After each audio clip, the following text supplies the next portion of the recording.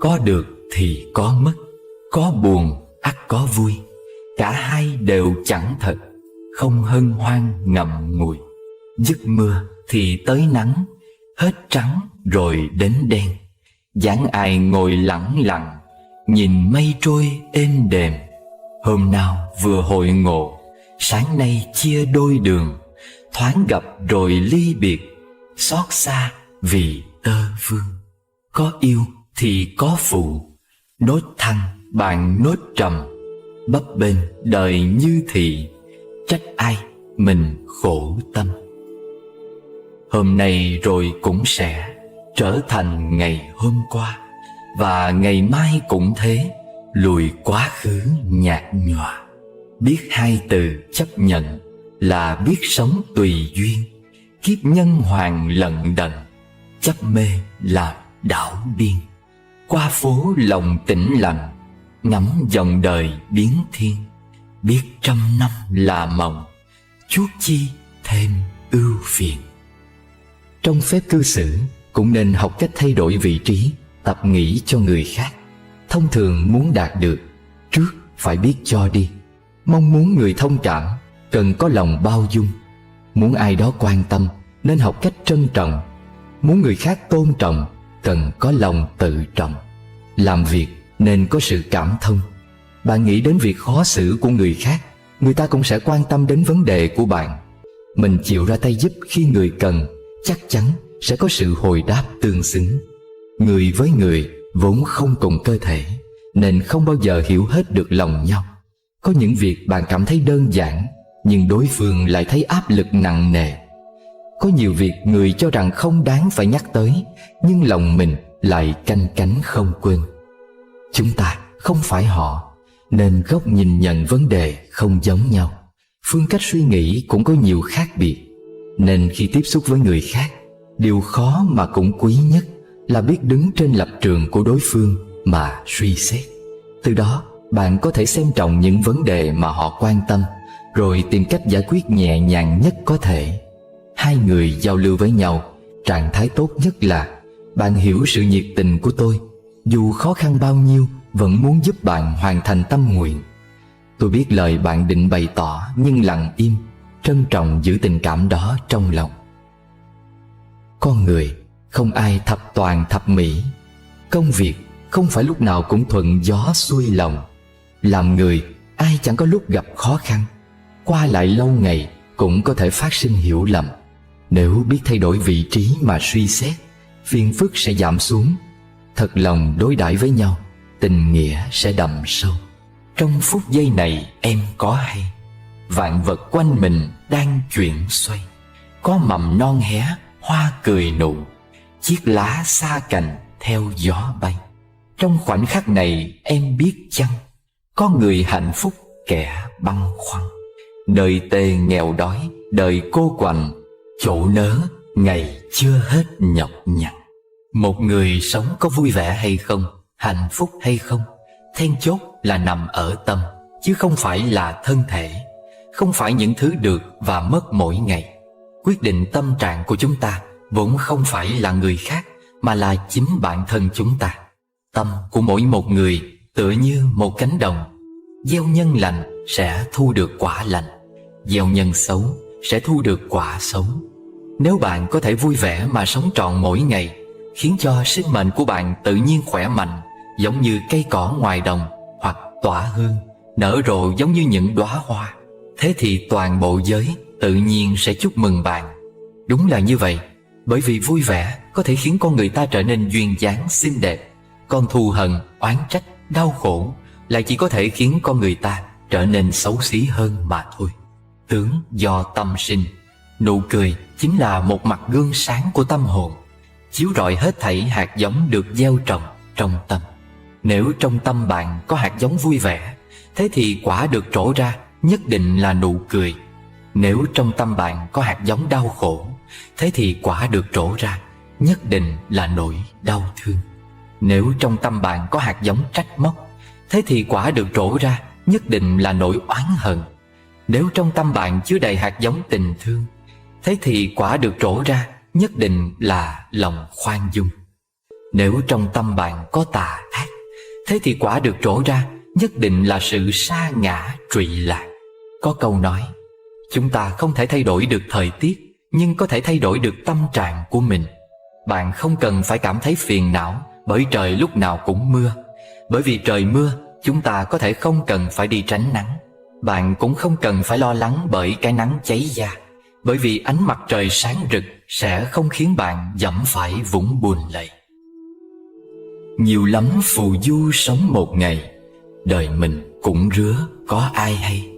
Diễm mộng đêm qua thành triệu phú, thức giấc bật cười vẫn trắng tay.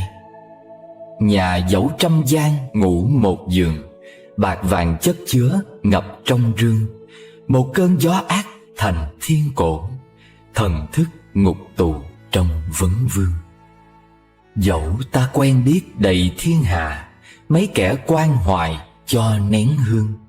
Tơ tình bao mối thành xa lạ, mình lẻ loi đi nghiệp dẫn đường. Vô thường một sớm làm cây chổi, quét lá mùa thu quét mạng người. Nếu hay vạn sự làm mây nổi, thì giờ nắm níu hoặc buông lơi. Nhiều lắm trăm năm một kiếp người, đến rồi ai cũng phải đi thôi. Hãy sống sao cho đầy ý nghĩa, để buổi xuôi tay miệng mỉm cười. Cảm nhận hạnh phúc từ những điều nho nhỏ. Hạnh phúc không ở chỗ bạn làm chức vụ gì, mà là cho dù bất cứ nơi đâu, mọi người đều tỏ ra yêu mến và trân quý bạn. Hạnh phúc không ở chỗ bạn tích cóp được bao nhiêu tiền, mà là mỗi ngày bạn có làm được những việc mình thích hay không. Hạnh phúc không ở chỗ vợ của bạn xinh đẹp thế nào, chồng của bạn thành công ra sao, mà là nụ cười trên môi người bạn đời của bạn tươi tắn thế nào. Hạnh phúc không ở chỗ nhà của bạn rộng lớn bao nhiêu, mà là trong nhà bạn có bao nhiêu tiếng cười. Hạnh phúc không ở chỗ bạn lái chiếc xe sang trọng thế nào, mà là bạn biết giữ tay lái an toàn để về nhà bình an. Hạnh phúc không ở chỗ ăn ngon mặc đẹp, mà là ít có tai ương bệnh tật. Hạnh phúc không ở chỗ những tràng pháo tay nhiệt liệt lúc bạn thành công, mà là lúc bạn cảm thấy chán nản nhất, vẫn có người nói với bạn rằng: "Này bạn ơi, hãy cố lên." Hạnh phúc không ở chỗ bạn từng nghe bao nhiêu lời ngon tiếng ngọt, mà là lúc bạn đau buồn rơi nước mắt, có người nói với bạn rằng: "Không sao cả, có mình ở bên bạn nè." Hạnh phúc không hẳn là mỗi ngày bạn đến chùa tìm kiếm sự bình an, mà là ngay giữa đời sống huyên náo này, bạn vẫn xây được một ngôi chùa yên tĩnh trong chính tâm hồn mình. Hạnh phúc do mình biết cách, chuyện lớn biến thành nhỏ nhoi, chuyện nhỏ nhìn như mây khói. Lòng ta biển rộng bên đời, nhận biết khổ vui. Bởi cái vui ta thường hay ôm giữ trong vòng tay thế giới của riêng mình. Niềm vui đó đâu thể nào lan tỏa đến chân trời, đến khắp cả muôn sinh. Bởi cái khổ ta vẫn thường xua đuổi, đuổi không đi, khổ dội lại nơi lòng. Khổ dồn nén, tháng ngày ta cằn cỗi, ta trách đời sao thiếu vắng cảm thông.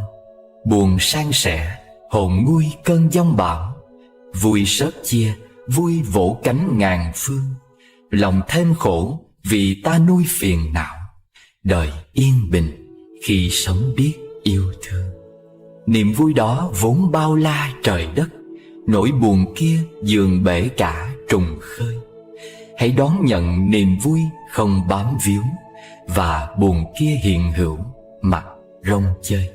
Đời có cả mật ngọt và mật đắng, có những ngày mưa nắng hẹn hò nhau. Hồn như núi soi xuống dòng tĩnh lặng, trong an nhiên thuyền lướt giữa vui sầu. Những dấu hiệu chứng tỏ bạn đã trưởng thành, bình tĩnh và kiên cường. Có những người khi đối diện với bất kể chuyện gì đều trầm lặng không nói. Khi bị hiểu lầm thì không giải thích, khi bị bình luận thì không tranh cãi, khi bị đặt điều thị phi thì không cải chính. Họ im lặng không phải vì sợ hay nhu nhược, hèn yếu, mà vì muốn để thời gian chứng minh tất cả. Đôi khi im lặng giúp tâm thái người ta thoải mái hơn là thổ lộ dốc bầu tâm sự. Im lặng cũng là biểu hiện của sự từng trải trưởng thành. Đau rồi thì hãy cố gắng nhẫn chịu một chút, Mệt mỏi rồi thì nên im lặng nghỉ ngơi. Biết khoan dung và hiểu người khác. Biển có thể thu nạp 100.000 sông nên mới trở nên rộng lớn. Người biết khoan dung với lỗi lầm của người khác thực ra cũng sẽ biết tha thứ cho chính mình. Biết buông bỏ và biết quý trọng. Người trưởng thành biết tự loại bỏ một số loại đồ vật trong hành trang trên đường đời của mình. Ví như những người bạn hư tình giả ý, những thú vui rượu chè vô nghĩa, những câu chuyện phím vô dụng. Đồng thời họ biết nắm giữ và trân quý sự tự tin, tấm lòng lương thiện và sự khiêm tốn giản dị. Sống lý trí và nhiệt tình. Con người ta trưởng thành qua thời gian. Khi đối diện với hiện thực phũ phàng của thế giới, của xã hội, người trưởng thành sẽ nhiệt tình, kiên cường, luôn trân trọng từng phút giây của cuộc sống. Họ biết trân quý giá trị của sinh mệnh, biết rằng được sinh ra trên cõi đời này là điều đáng trân quý biết nhường nào. Lòng vòng quanh quẩn tới lui, tình chưa mỏi mệt, ngược xuôi đường trần. Thì thôi chớ có ngại ngần, ngồi yên tĩnh lặng một lần nghe chuông. Tiếng này bỏ, giọt này buông, trời quang mây tành, tâm hồn nhẹ tên. Thế gian vạn sự chẳng bền, đời trăm nỗi khổ do mềm yếu thôi. Thôi thì về với đơn côi, nhìn sen tâm nở, bên trời ngát hương. Mừng cho ai biết chữ buông, nẻo về hạnh phúc con đường tại tâm. Không kể bạn đã gặp phải ai, người đó đều sẽ phải xuất hiện trong cuộc đời của bạn. Mọi chuyện tuyệt đối không hề ngẫu nhiên.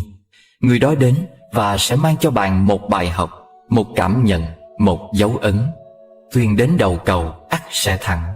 Người khi đến đường cùng tự khắc sẽ có một lối đi mở ra.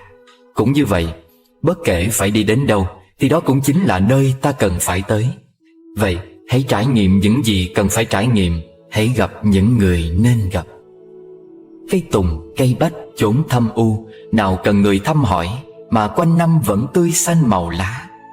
Cây mai giữa sương tuyết, gió rét, không cần bè bạn, vẫn đơm hoa đúng dịp xuân về.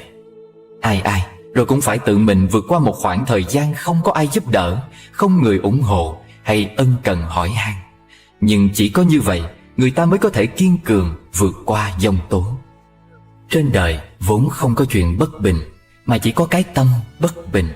Đừng trách móc oán hận, mà hãy thản nhiên với hết thảy, xem mọi chuyện như khói mây. Rồi bạn sẽ nhận ra rằng đời người rốt cuộc rồi cũng như một cơn gió thoảng, khởi lên rồi tan biến, đến rồi đi, sinh ra từ cát bụi, rồi cuối cùng lại hòa mình vào cát bụi. Lý tưởng đôi lúc giống như một ngọn đèn, thắp lên rồi vụt tắt.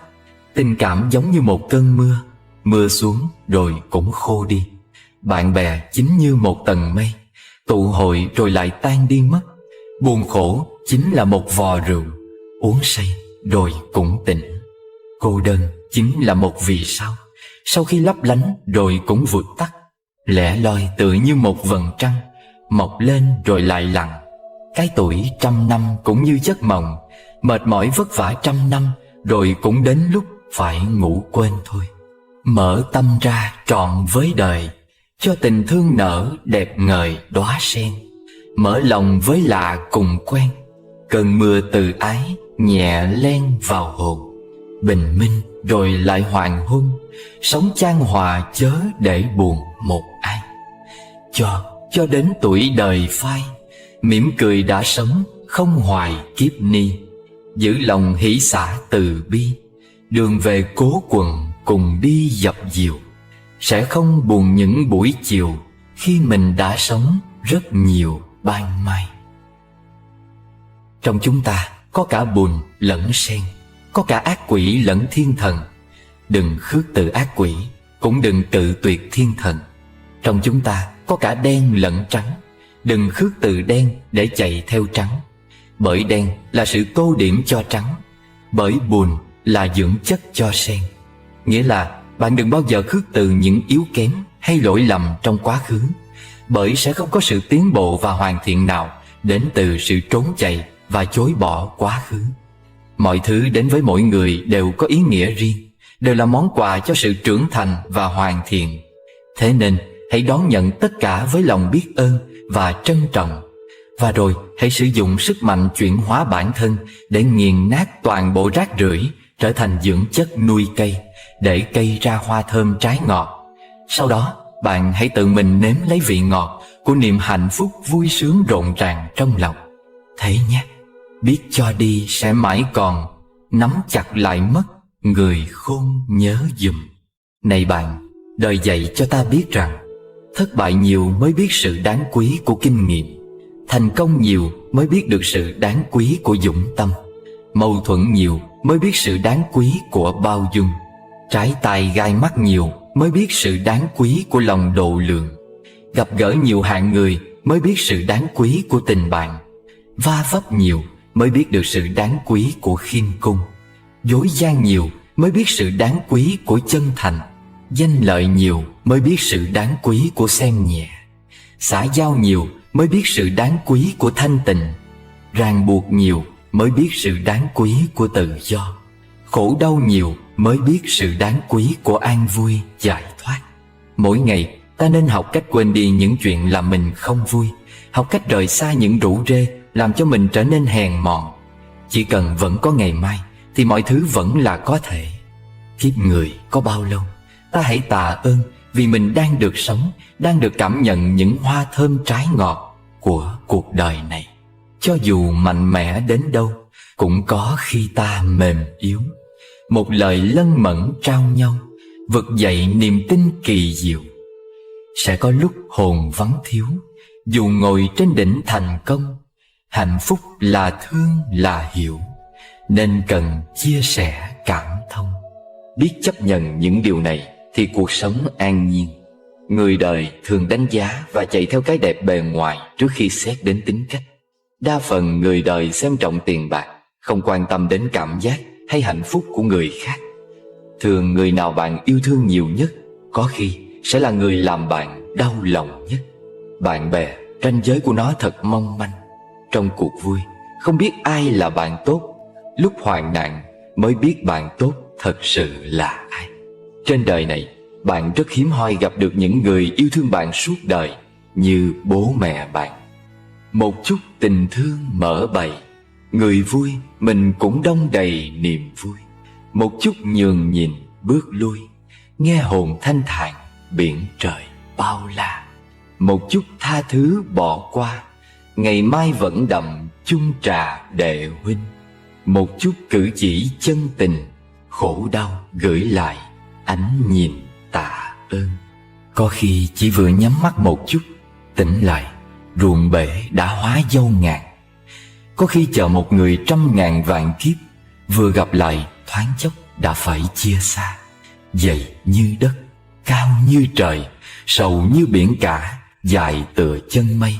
Ngày qua đêm lại, đông đến thu sang, vạn vật chuyển dời theo quy luật vô thường của vũ trụ.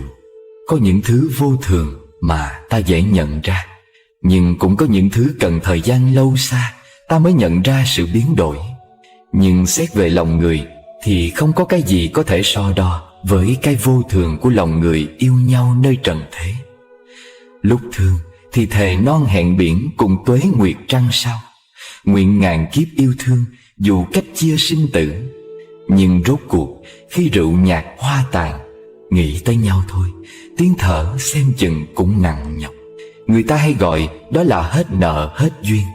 Cái duyên cho một chuyện tình bắt đầu, và cái nợ kéo chuyện tình ấy đi vào tử huyệt. Theo lý thuyết về vô thường thì cái gì một khi đã sinh thì sẽ đi đến hoại diệt. Gặp nhau một lần là đang tiến tới gần hơn ngày cách biệt, chia lìa.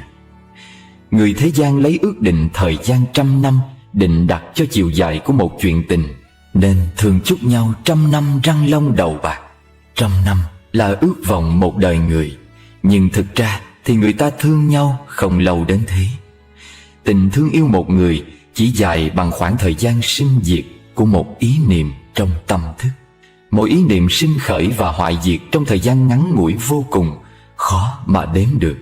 Ý niệm tình thương thực sự không dài hơn sát na sinh diệt ấy. Giây phút này, ý niệm thương yêu khởi lên chưa chắc giây phút sau vẫn còn giống như ý niệm thương yêu từ phút ban đầu. Thương yêu nếu xét cho cùng cũng chỉ là một tập hợp nhiều ý niệm có cùng khuôn dạng, bản chất tương tự, tiếp nối nhau liên tục không ngừng. Vì những ý niệm thương yêu cứ liên tục nối nhau, nên người ta ngộ nhận mình có thể thương một ai dài lâu vô cùng tận. Khi một nhân duyên khác xen vào dòng tương tục của ý niệm thương yêu, tình thương yêu mà chúng ta vẫn nghĩ sông cạn đá mòn, thiên thu muôn kiếp ấy lập tức chuyển mình và biến thành một sắc màu tình cảm khác.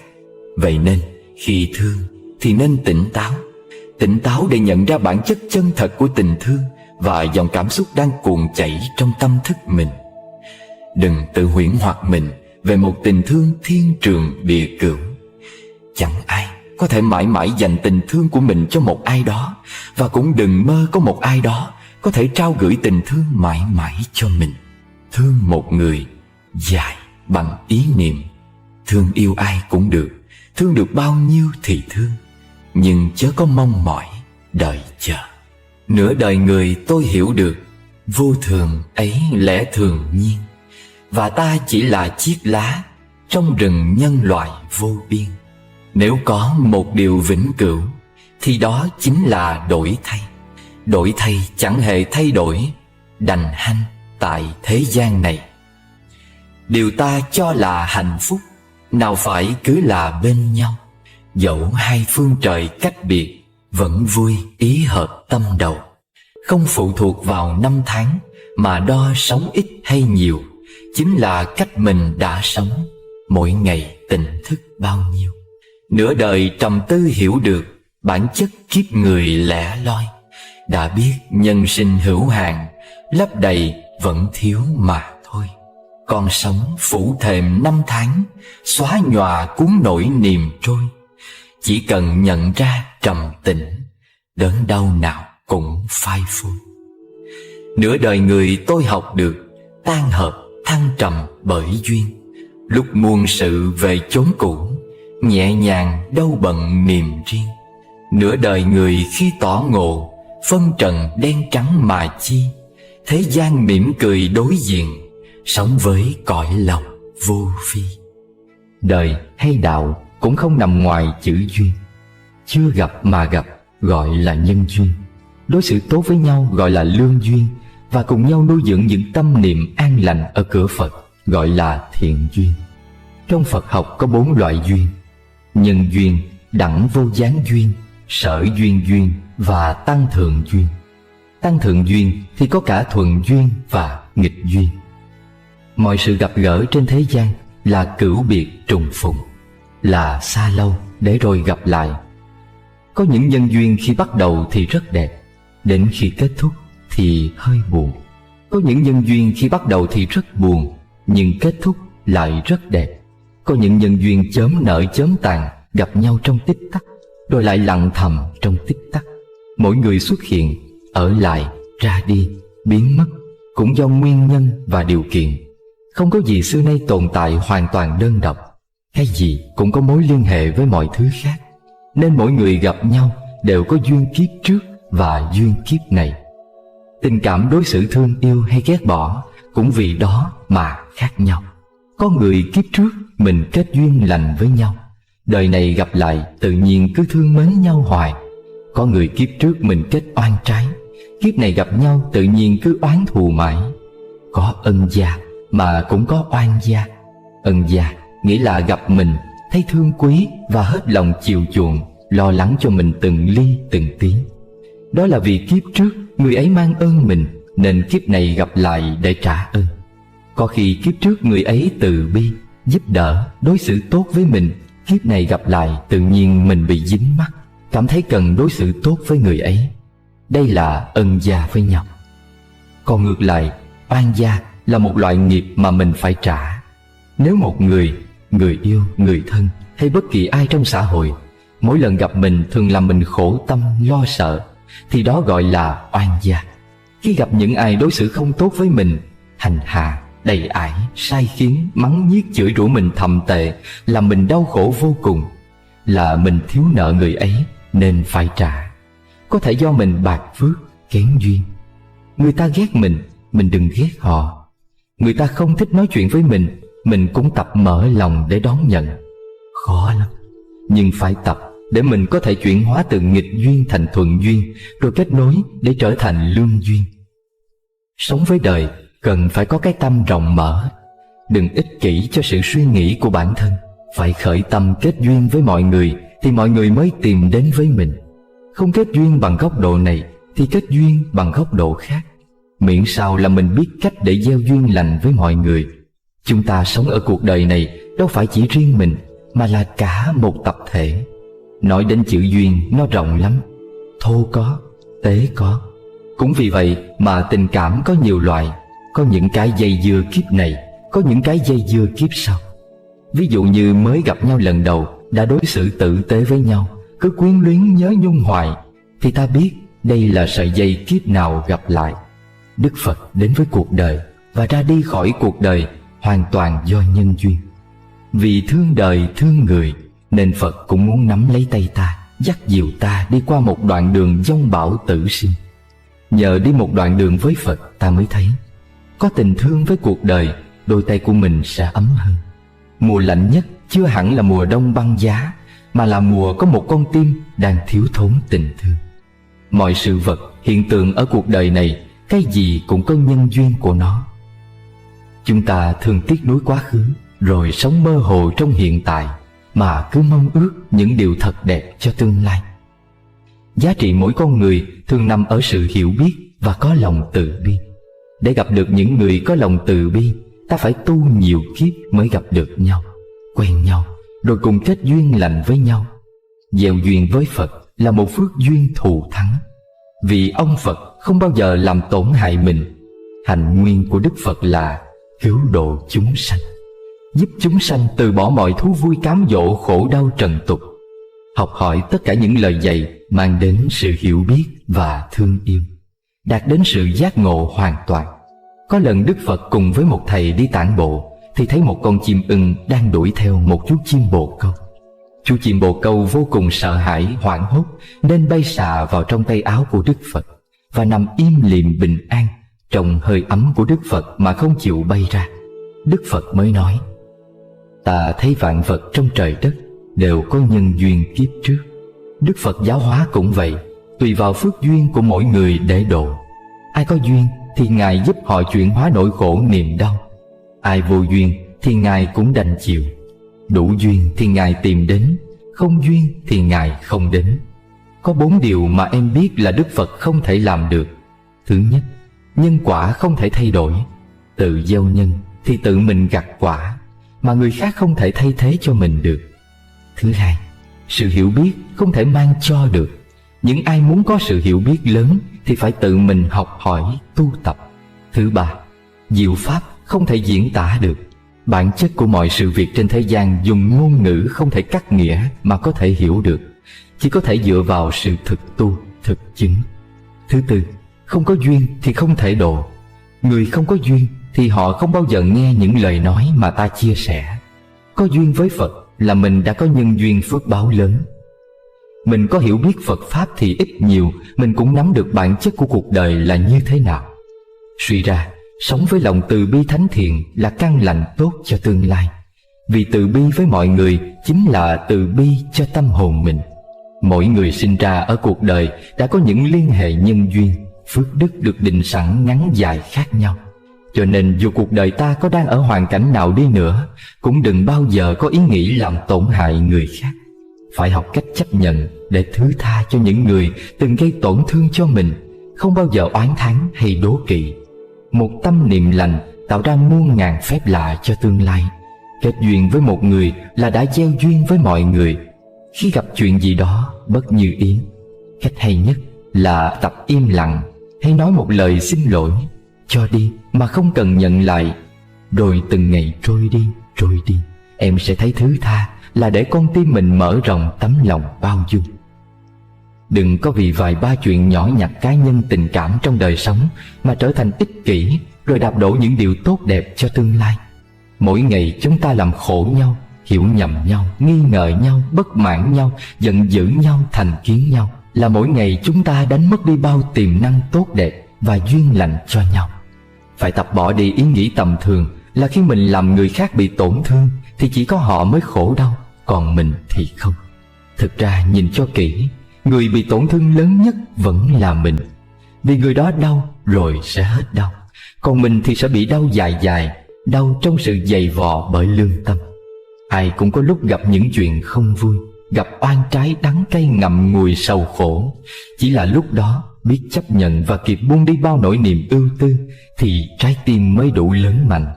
Cuộc đời một người có những chặng đường thử thách khác nhau. Theo lứa tuổi và phước đức của mỗi người, tùy đó mà nếm muôn ngàn mùi vị cũng khác nhau. Mùi vị nào cũng có muôn ngàn ngọt bùi đắng cay riêng.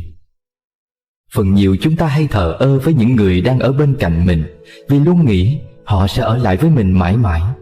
Đâu hay rằng đến một ngày họ sẽ gom hết bao nỗi niềm riêng tư rồi lặng lẽ rời xa mình. Đừng nghĩ rằng mọi thứ là mãi mãi. Tất cả chỉ mang tính chất thời điểm. Và khi ra đi cũng là mang tính chất thời điểm. Chỉ là khi ra đi luôn để lại cho con tim mình nhiều mệt nhoài nằm bên trong lòng ngực. Muốn quên lại không quên được, muốn ngủ mà giấc chẳng trọn. Cố quên tức là cố nhớ. Nghe một bản nhạc là cố nhớ để rồi quên. Tụng đọc một bài kinh lòng là quên để rồi quên luôn. Nhớ và quên thì cũng phải biết trân trọng những gì đã đi qua đời mình. Không phải từ xa lạ mà gặp nhau, mà là từ vô lượng kiếp từng gieo duyên cho nhau rồi. Trong bản Khúc Thụy Du có đoạn: đừng bao giờ em hỏi vì sao ta yêu nhau. Hỏi để làm gì hả em? Yêu là yêu thôi, miễn sao khi thương yêu nhau đừng làm khổ đau nhau là được. Càng đặt nặng tình cảm bao nhiêu sẽ càng chuốc khổ lụy bấy nhiêu. Có nhiều người thương yêu gắn bó với nhau biết bao năm, đột nhiên người ấy bỏ mình để đi lấy người khác. Có nhiều người thương yêu nhau biết bao năm, đến khi cưới xong đột nhiên chia tay. Gặp gỡ và chia ly, chia ly và gặp gỡ. Rồi trên đoạn đường mưu sinh, chúng ta sẽ còn gặp nhiều người xa lạ nữa. Người nào đủ lòng khoan dung để đối đãi tốt với ta, đủ hiểu tâm hồn ta, thì người đó có duyên sâu nặng với ta và sẽ ở lại với ta đến trọn đời. Gặp gỡ là do duyên, đến với nhau là do nợ. Cách hay nhất để mình nhẹ lòng là tập sống tùy duyên. Tức là mọi hoàn cảnh, mọi sự gặp gỡ với nhau, mọi sự chia tay nhau đều có nhân duyên cả. Chỉ là không có duyên với mình, mà là có duyên với người khác. Có cố dùng dằn níu kéo cũng chẳng được gì. Càng níu kéo thì lại càng mất mát thêm thôi. Càng nắm lâu thì đôi bàn tay sẽ càng thêm mệt mỏi. Đức Phật dạy là duyên, có xa cách đến đâu cũng sẽ gặp lại. Là nợ, có trốn tránh cũng chẳng thể thoát. Vì mọi chuyện đến đi là luật nhân quả trong cuộc đời này. Có một anh chàng rất đau khổ vì người yêu bỏ đi lấy chồng. Nhiều ngày, nhiều tháng, anh ta sống trong nỗi niềm tuyệt vọng. Anh tìm lên chùa và gặp một sư thầy. Anh hỏi: thưa thầy, tại sao con yêu cô ấy nhiều như thế mà cô ấy vẫn đành lòng bỏ con để đi lấy một người khác? Sư thầy mỉm cười rồi cho anh xem một chiếc gương. Trong gương có hình ảnh một cô gái rất đẹp nằm chết bên đường. Có nhiều người đi qua đi lại đều nhìn thấy, nhưng ai chặt cho cô gái ấy một cái áo rồi cũng vội bỏ đi. Mãi sau, có một chàng trai khác đến và đem xác cô gái đi chôn. Sư thầy nhìn anh chàng đang đau khổ và nói: kiếp trước anh chỉ mới là người cho cô ấy chiếc áo mà thôi. Còn người đã mang cô ấy đi chôn chính là người đã cho cô ấy cả cuộc đời. Yêu là yêu người đã cho mình chiếc áo, nhưng chọn là chọn người đã cho mình cả cuộc đời. Khi khóc mà không có ai dỗ dành, ta học được cách khiêm nhường. Khi sợ hãi mà không có ai bên cạnh, ta học được cách dũng cảm. Khi phiền muộn mà không có người để tâm sự, ta học cách chịu đựng. Khi mệt mỏi mà không có người quan tâm, ta học cách tự lập. Những người thành công là những người thường chấp nhận sự cô đơn. Cố nhiên cuộc sống này không ai muốn mình là kẻ cô đơn cả, nhưng có những giai đoạn buộc mình phải cô đơn thì mình cũng phải tập chấp nhận. Chấp nhận cho nụ cười thêm lạc quan yêu đời. Nghĩ thầm, duyên mình chưa đủ, chứ không phải là không có duyên. Trầm mặc làm bạn với Đức Phật là cuộc đàm thoại lặng lẽ riêng tư của mình giữa cõi đời này. Mỗi hành trình của cuộc đời là cả chặng đường dài trải nghiệm vui buồn được mất hơn thua của mình. Duyên mỗi người đến đi cũng vậy, không phải tự nhiên mà có. Duyên đến đi là do chính hành động, suy nghĩ và lời nói mình tạo ra. Chúng ta sống ở cuộc đời này có thể nghèo nàn vật chất một chút, nhưng đừng bao giờ để thiếu thốn tình yêu thương giữa con người với con người. Đức Phật đã từng là một chúng sanh trải qua vô lượng kiếp, gieo duyên tu hành mới đến được ánh sáng. Chúng ta cũng vậy, sẽ học cách sống tùy duyên, mỗi ngày sống với ý niệm tốt, làm việc tốt. Ai đến ai đi, tùy vào nhân duyên mình tạo. Nắm nhiều thứ và lướt qua nhiều thứ trong sự vội vã, ta đã vô tình để lạc mất nhiều cơ hội tốt lành đến với cuộc đời mình. Hiển nhiên trong cuộc đời có nhiều thứ chỉ đến một lần rồi ra đi và không bao giờ trở lại. Cũng như khi mình có quá nhiều sự chọn lựa, thường thì mình không biết mình muốn gì, và khi mình biết mình muốn gì thì cũng là lúc mọi sự nhân duyên đã không còn như ban đầu. Nhân duyên của một kiếp người là sẽ lướt qua rất nhiều người. Mỗi người sẽ mang đến cho mình một cung bậc cảm xúc khác nhau: tham, sân, si, ganh ghét, ích kỷ, lo buồn, thương nhớ, chiều chuộng, nâng niu, yêu mến. Rồi ai ai cũng đi qua mặt nhau. Có người nhớ mình mà mình quên họ, có người mình nhớ mà họ quên mình. Cũng có thể theo thời gian họ quên mình và mình cũng quên họ. Năm năm tháng tháng cứ vậy lướt qua, miễn sao mình đừng quên mình là được. Có khi nào trên đường đời tấp nập, ta vô tình đã đi lướt qua nhau. Tìm về. Hương thời gian trôi chảy, mới đó đã mùa hạ. Ngồi trên hiên chùa, nhìn ra xa cửa ngõ, chợt nhớ mênh mông đôi mắt một người tôi từng mơ từng mộng, từng thương từng nhớ. Nghĩ rằng thế là đã qua, mọi thứ chỉ là quá khứ một thời để thương, để nhớ, để đợi chờ và để quên. Dẫu lắm lúc biết đợi chờ chỉ là đợi chờ mà không là gì khác. Ai đó bảo vạn pháp tùy duyên, duyên chính thì tụ, duyên mỏng thì xa. Có cầu có khổ, không cầu không khổ. Tất cả rồi chỉ là bóng mờ giữa cõi đời sương khói. Cánh nhạn một sớm một chiều sẽ bay về hóa hư không. Tia nắng rót dài thâm thẳm lặng im. Trang kinh ố vàng mở lời vô ngôn huyền bí, hiện lên trên từng con chữ thấp thoáng bóng bục, bóng những thiền sư, cư sĩ qua các thời đại. Dường như hội linh sơn xưa còn hiện diện nơi đây, nơi lời kinh hòa âm cùng tiếng chuông tiếng mõ ngân nga phạm âm thấm vào tán cây, chân đá, không khí, hơi thở, lắng sâu xuống tiềm thức. Tuyệt mù pháp hội, đại chúng chắp tay im lặng. Bụt nói: này Xá Lợi Phất, thầy biết không, từ khi Bụt A Di Đà thành đạo đến nay, tính ra đã là 10 kiếp. Này nữa Xá Lợi Phất, số đệ tử Thanh Văn đã đắc quả A-la-hán của Bụt ấy nhiều vô lượng không thể đếm được bằng toán học. Số đệ tử Bồ Tát của Ngài cũng đông đảo như thế. Lung linh ngàn ảo tưởng, những trang kinh đưa tâm tôi tìm về pháp hội của hơn 2.500 năm trước, được nghe Bụt nói về cõi tịnh độ. Nơi nước ấy dân chúng sống không có khổ đau, toàn hưởng niềm hạnh phúc. Nơi ấy có đất bằng vàng, có hoa sen thơm ngát, có nước tám công đức, có nhạc trên không, có mưa hoa Mạn Đà La, có chim khổng tước, anh vũ, ca lăng tần dạ, thường hót lên những âm thanh tao nhã. Mỗi lần chúng hót, người ta nghe như tiếng diễn xướng các pháp môn ngũ căn, ngũ lực, thất bồ đề phần, bát thánh đạo phần. Dân chúng có thời giờ đi dâng hoa cúng dường chư Bụt. Mỗi lần nghe tiếng hót của chim, ai cũng dừng lại, nhiếp tâm thực tập niệm Bụt, niệm Pháp, niệm Tăng. Tôi nghe Bụt nói, cõi tịnh độ sao mà an mà lành thế, trả bù cho thế giới ta bà của chúng ta. Vui sướng thì ít mà khổ đau thì nhiều, thương yêu thì bé, hận thù thì lớn, mạng sống thì thấp thỏm vô thường, nay có mai không. Ra thế giới đó, người đạo sĩ ôm cuộc lữ lặng im, ta gửi đó ưu phiền 5 tháng. Có những mùa đã mang tôi đi kiếm tìm cổ đạo không phương không hướng. Trên cổ đạo chỉ bản lãng khói sương mịt mù, lúc như có như không. Một năm có 4 mùa, 12 tháng, 52 tuần, 365 ngày, 8.760 giờ 52.600 phút, 31.536.000 giây. Khoảnh khắc tích tắc thời gian này nối tiếp tích tắc thời gian khác, xoay vần làm cho tâm hồn tôi cứ xao xuyến, trăn trở, tiếc nuối, lo âu. Sống hiện tại mà trăn trở tương lai và tiếc nuối quá khứ. Sống kiếp này mà lo lắng kiếp sau. Sống kiếp sau thì lại nhớ nhung kiếp này. Âu cũng là luân hồi của cuộc đời. Hôm qua, trong tiềm thức tôi cứ hiện lên hình bóng của chàng ẩn sĩ đời Đường tên là Giả Đảo, sinh năm 779, mất năm 843. Ông là thi sĩ nổi tiếng về trường phái Khổ Ngâm, nghĩa là trường phái làm thơ chọn câu cú cẩn thận, suy tư chín chắn trước khi dùng chữ. Ông là người có lối sống trầm mặc, nghiêng về chiều hướng nội tâm hơn ngoại cảnh.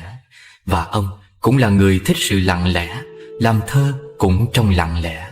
Nên cổ nhân mới có câu nhắc đến ông: khổ ngâm tăng nhập định, đắc cú tướng thành công. Làm thơ, công phu và khổ luyện như nhà sư ngồi thiền cho đến lúc nhập định. Nhưng khi làm được câu đắc ý thì vui sướng không khác gì một người tướng lập được chiến công.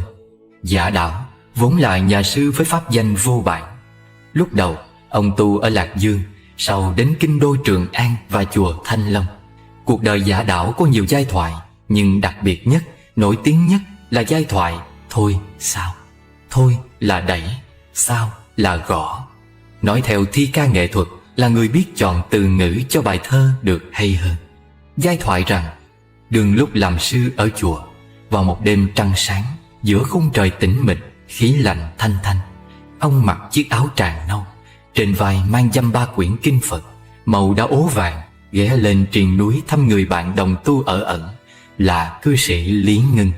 Đêm ấy, gió mát cố ý giữ khách, trăng sáng vô tình chiếu lên người. Đi qua bờ ao, thấy bóng cây chiếu xuống nước và tiếng chim ngái ngủ. Tức cảnh sinh tình, ông liền ngâm hai câu thơ ngũ ngôn: điểu túc trì biên thụ, tăng sao nguyệt hạ môn. Nghĩa là chim ngủ trên cây bên ao, nhà sư gõ cửa dưới trăng. Xuất thần làm được câu thơ hay, đắc ý quá, ông cảm thấy hạnh phúc vô cùng. Và rồi ngồi đàm đạo với bạn tới tận nửa khuya mới thôi. Hôm sau trên đường về chùa, ông chợt nhớ đến hai câu thơ đã làm đêm qua, bèn đem ra ngâm lại thì ông thấy chưa ổn. Ông nghĩ không biết nên dùng chữ thôi, nghĩa là gõ, hay chữ sao, nghĩa là đẩy thì hợp lý hơn. Ông cứ đọc tới đọc lui đọc tới. Trong lúc lẩm nhẩm, ông vô tình đụng phải kiệu của quan Kinh Triệu Doãn là Hàn Vũ, vừa mới bị thất sủng ở triều về. Ông biết mình sai và đã chủ động xin lỗi. Hàn Vũ gặng hỏi. Ông chân thật đem chuyện giải bày. Sau khi nghe đầu đuôi câu chuyện, Hàn Vũ biết nhà sư trẻ trước mặt là một người yêu thơ, nên đề nghị ông dùng chữ gõ sẽ hay hơn dùng chữ đẩy, vì chữ gõ nó hợp tình hợp cảnh. Ý của Hàn Vũ là khi trời sập tối thì cửa chùa đóng, then cài, mà then đã cài thì làm sao đẩy cửa vào được, cho nên chỉ còn cách là gõ cửa để vào chùa. Có lẽ cũng vì cuộc gặp gỡ duyên nợ ấy mà sau này Giả Đảo đã bỏ đời sống phạm hạnh nhà sư để theo tiếng gọi của lãng đãng khách phong sương. Để rồi về sau, ông trở thành bậc thầy của trường phái Khổ Ngâm, trong đó gồm Tô Đông Pha, Mạnh Giao, Lý Hạ, Hàn Vũ, vân vân. Đến đây tôi dừng lại, đứng dậy qua giá kinh, giá kệ, lấy một cây nhang thơm, rồi thắp lên cúng dường Bụt. Tôn tượng Đức Bổn Sư khiêm nhường được đặt trước bàn viết của tôi, luôn nhắc nhở tôi, dù cuộc đời có như thế nào, Bụt mãi ở lòng mình và yểm trợ cho mình trên hành trình tìm lại chính mình. Thương ai chớ bỏ đường tu đi về. Tôi cũng nghĩ rằng từ xưa đến nay, từ kiếp này sang kiếp khác, đã là nhà sư khoác áo nâu sòng thì cuộc sống luôn phải trải qua năm tháng tĩnh mịch. Cuộc đời Giả Đảo sống chốn cửa thiền, mà lòng còn mơ tưởng chốn quan trường phố thị. Đến khi sống phố thị thì lại nhớ nhung sự an tĩnh chốn cửa thiền. Gian nan đi qua biết bao biến cố, được mất bại thành trong cuộc đời, ngó lại tay trắng tay, rồi lại thành không, như một giấc mộng hoàn lương. Tôi nhớ và thương cái tâm chân tình của ông đối với đạo. Dù ở trong hoàn cảnh nào, làm quan chốn triều đình hay dân thường nghèo mạt, ông vẫn nhớ chùa xưa, người cũ. Thân tuy gửi chốn quan trường, nhưng lòng lại luôn nương cửa Phật. Năm ông khoảng 55 tuổi, ông quyết trở về núi cũ chùa xưa để tìm người ẩn sĩ mà ông rất quý, rất thân. Nhưng khi đến nơi, ông đã không đủ cơ duyên để gặp. Bài thơ Tìm người ở ẩn không gặp của ông đã nói lên hoàn cảnh đó. Dưới cội thông hỏi chú Tiểu Đồng: thưa thầy hái thuốc nên không có nhà, thầy đi quanh núi không xa, mây mù che khuất biết là nơi đâu. Cũng bởi bài thơ này nên tôi đã cất công một phen đi tìm giả đảo nơi trùng trùng con chữ. Đối với tôi, bài thơ là một bức tranh sống động. Có mây mù thanh khiết, có cội tùng giản đơn, có chú Tiểu phe phẩy cây quạt nấu nước pha trà, có một ông lão cư sĩ trong dáng hình khắc khổ, đôi mắt toát lên vẻ dung dị, hiền lành, điềm đạm. Cứ thế, một bên hỏi, một bên trả lời. Rốt cuộc cũng do sương dày đặc quá nên chẳng biết tìm người ở ẩn nơi đâu. Tôi đã từng đọc qua tập thơ Từng ôm và mặt trời từng hạt của thầy Nhất Hạnh. Trong đó, thầy đã vẽ lại khung trời sinh động của bài thơ mà tôi nghĩ chỉ có tâm hồn nhà sư mới hiểu cốt cách của một người thi sĩ từng là sư. Nơi ấy có nhiều mây, và lần này quả thật chú Tiểu không biết thầy mình đang đứng ở đâu. Dù chú biết thầy đã từ buổi sáng tinh sương đi vào núi sâu hái thuốc. Thầy đang hái thuốc hay là thầy đang hái những cụm mây trong các đọt thông già? Sao chú không mời khách vào trong am và đãi ông ta một chén trà nóng? Thưa ông, thầy tôi đi hái thuốc trong núi chắc cũng gần về, mời ông vào am dùng trà và đợi thầy về. Sao chú lại để khách đứng mãi ngoài ngõ như thế? Sương nhiều lắm, áo của khách đã ướt, chú không thấy sao? Thưa ông, nếu ông có chuyện gấp, tôi sẽ xin vào núi tìm thầy. Mây tuy dày đặc, nhưng tôi có thể đưa tay làm ống loa để gọi. Thưa thầy đang ở đâu? Con đang đi tìm thầy, có người khách đang đợi. Xin sư chú đừng bận tâm, xin sư chú cứ cho tôi tự nhiên. Tôi muốn được ngồi đây, uống một chén trà và ngắm núi rừng sương phủ. Xin đừng làm rộn thầy, lúc nào người về cũng được, người không về thì cũng không sao. Hai cây tùng cao là dấu hiệu, là nẻo đưa lên thảo am. Đây có phải là núi Cửu Lũng? Tôi tìm lên am sáng nay không phải để gặp thầy. Tôi tìm lên đây để tự tìm tôi. Đứa con cứng đầu là tôi, đi lang thang không biết bao nhiêu triệu kiếp luân hồi, nên muốn trở về với cha, với mẹ. Tôi vẫn còn một trái tim biết thổn thức, đầy những tuổi dần kiếp nào. Hai mắt của chú sáng nay đã làm cho trái tim tôi dường như ngừng lại. Dáng điệu tôi ngập ngừng, nhưng cái nhìn của chú với chất liệu dịu ngọt và can trường đã truyền cho tôi biết bao nhiêu là ánh sáng. Người ấy lạy xuống, đầu sát đất, trán dính vào nền đá nơi Phật đường mát lạnh. Con đã về đây, con không còn đi phiêu lãng, con không còn muốn mình tự buộc mình vào thế giới của tranh chấp và hận thù. Ngày hôm nay là ngày tái sinh, là ngày tái tạo. Con về đây, chứng minh con ngàn hoa muôn lá. Ơn tái sinh xin trần tạ, ơn tái sinh nhờ lượng đức từ bi. Nơi đây có nhiều mây, nhưng chính nơi đây tôi sẽ thấy rõ được mặt người. Nơi đây có nhiều mây, nhưng chính nơi đây tôi sẽ thấy rõ được mặt tôi. Am dựng bên sườn núi, phía sau bao nhiêu ngõ ngách, bao nhiêu lối mòn. Trên kia đỉnh núi lấp trong mây, đỉnh núi ngự trị không biết tự bao giờ. Đỉnh núi chăm sóc, đỉnh núi che chở. Mỗi buổi chiều mây về quấn quanh đỉnh núi, mây về quấn quanh chân núi. Am ngủ trong lòng mây, và am là am mây. Tôi khựng lại nghĩ, bài thơ trải qua không biết bao thăng trầm lịch sử, biết bao đời, bao người có mặt nơi trần gian này, để rồi lại lặng lẽ rời xa trần gian này. Sở dĩ hôm nay tôi ngồi đây nói về Giả Đảo, bởi tôi luôn dành nhiều cảm tình với ông. Đã nhiều năm rồi tôi có ước muốn viết một tập sách về ông, nhưng duyên lại chưa đủ. Tôi thấy ông là người Trung Hoa mà lại rất có duyên với người Việt chúng ta. Có lần Pháp sư người Việt hiệu là Duy Giám được vua nhà Đường mời qua giảng kinh thuyết pháp trong cung. Khi Pháp sư giảng kinh xong sắp về nước, vua Đường đã nhờ ông làm thơ tiện. Qua đó tôi nghĩ nếu một ngày chúng ta chẳng tìm thấy nhau, cũng xin nhớ rằng chúng ta đã từng gặp nhau trên vạn nẻo đường đi qua, trên cỏ nội đồng hoang, trên ngàn trăng sao, trên lời kinh tiếng kệ sớm trưa nơi điện Phật. Chắp tay quỳ gối, lòng ngang ngát mùi hương tịnh thiền. Đời người ví như cuốn sách thiền, mỗi người là một trang kinh, một vị Bụt. Và Bụt cũng là một con người, nhưng là một con người hoàn thiện, có nhiều tuệ giác, nhiều từ bi. Với Bụt, ai cũng là người tốt, ai cũng có khả năng vượt ra bát nháo điên đảo mộng tưởng, vượt ra những hệ lụy vướng mắc của cuộc đời để đến bờ an vui giải thoát. Chính tôi cũng vậy. Đã đến lúc buông xuống bao huyễn cảnh ở đời để làm một người thanh tịnh, để hàng ngày được tưới mát, nuôi dưỡng ở chốn cửa không. Ngồi thiền, tụng kinh, uống một tách trà, tay lần tràn hạt, bước chân chánh niệm, thở giữa hư không, nằm vóc sát đất lạy bục, lòng không lo lắng quá khứ, không tưởng tới tương lai. Hạnh phúc với hiện tại chính là ý nghĩa của cuộc đời. Biết bao người đã nếm trải khổ đau này chồng chất khổ đau khác trong cảnh danh lợi phù du. Tôi đã nhiều lần trầm ngâm, ngoảnh nhìn cuộc đời, nhìn mà không nói, nhìn chỉ để nhìn mà suy tư về thân phận. Có nhiều người nhìn bên ngoài trông có vẻ giàu sang, tốt đẹp, vui tươi. Thực ra bên trong là cả mảnh vườn hoang vu, khổ đau, hiu quạnh. Mấy hôm nay trên cổ đạo, khí trời mang về những mù sương, làm tôi ưa ngồi yên tĩnh tọa nghe kinh, đắm mình nơi cõi bục, khơi nhẹ vượt ký ức. Bao xa xăm huyễn hoặc, bao huyên náo bụi đời cũng trở thành thanh tịnh.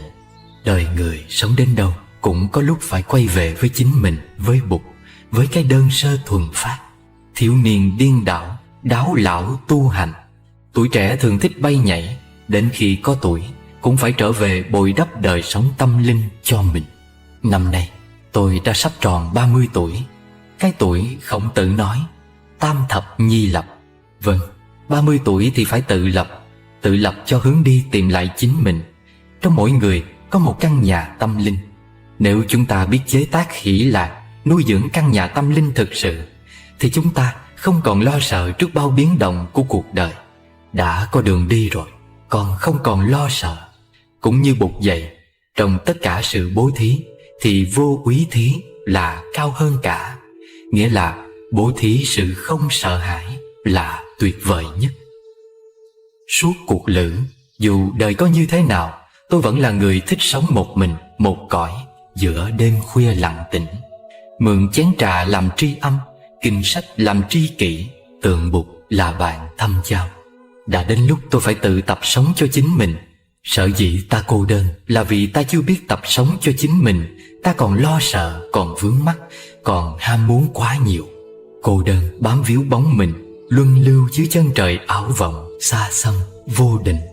Khi cô đơn, hãy thả mình nghe một bản nhạc, khẩy một khúc đàn, vẽ một bức tranh, cầm cọ viết vài chữ, đọc một đoạn tâm kinh.